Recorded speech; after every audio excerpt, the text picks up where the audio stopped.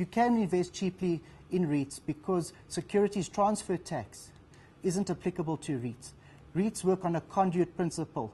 It's all, the name Real Estate Investment Trust is a bit of a misnomer because it's a taxation classification with benefits to the investor, but it actually works on a flow-through principle whereby you as an investor in a REIT are recipient of that rental income, and that which is fully taxed. But for the REIT itself, part of the benefits of being a REIT is that you are capital gains tax free.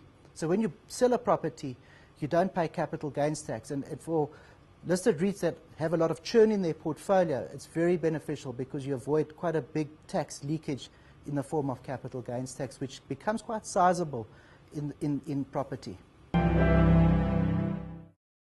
There are a number of ETFs out there, yes. There are some tracker funds as well that do focus on REITs. But I'm sure as there's more liquidity and more entrance into the market, that will grow in time to come. There are REITs out there with A and B structures, and those structures depend on the investor's requirements. So generally, the participant in an A structure would be someone who's looking for a kind of a low return, but certainty over the return. So they almost have a guaranteed return, which is preferable for certain investors who want certainty over their income.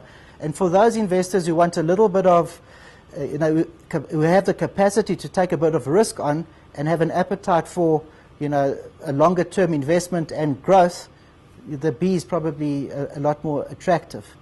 And that's where you'll see, in terms of the liquidity for the A's and the B's, where the preference lies from an investment point of view.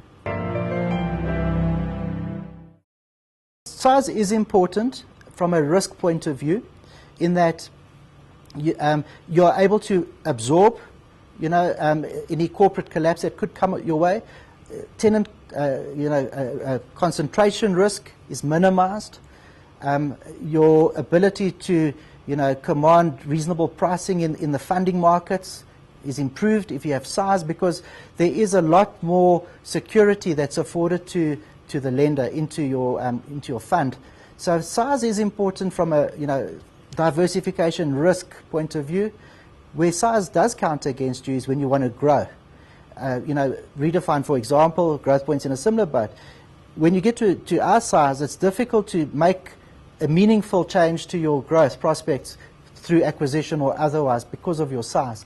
So that does actually count against you. But just by way of example, the corporate collapse now of Ellerins, for example, well publicized. But the larger funds obviously will be able to easily absorb that knock, whereas smaller funds who have large exposures to such tenants have a greater risk.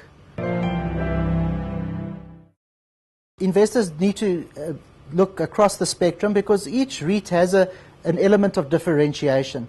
The larger ones have some international diversification in there, so there's a bit of geographic diversification, which is nice. It does come with the consequences of being large. You are, as I said earlier, probably not going to see massive growth off the current base, but there is certainty there. And then you have also specialist retail funds like Hyprop and others, which, if as an investor, if you particularly like, the retail story and you think there's still some growth, and people might say at this point in time is not, they can actually venture into that aspect of retail. But for the general investor out there, by maybe taking, a spread, you can expose yourself to a diversification strategy in terms of different elements of the real estate industry without exposing yourself unduly to one, sector. Offices, for example, are under pressure, as we know. Industrial is reasonable, and retail seems to still be resilient despite the pressure on the consumer at the moment.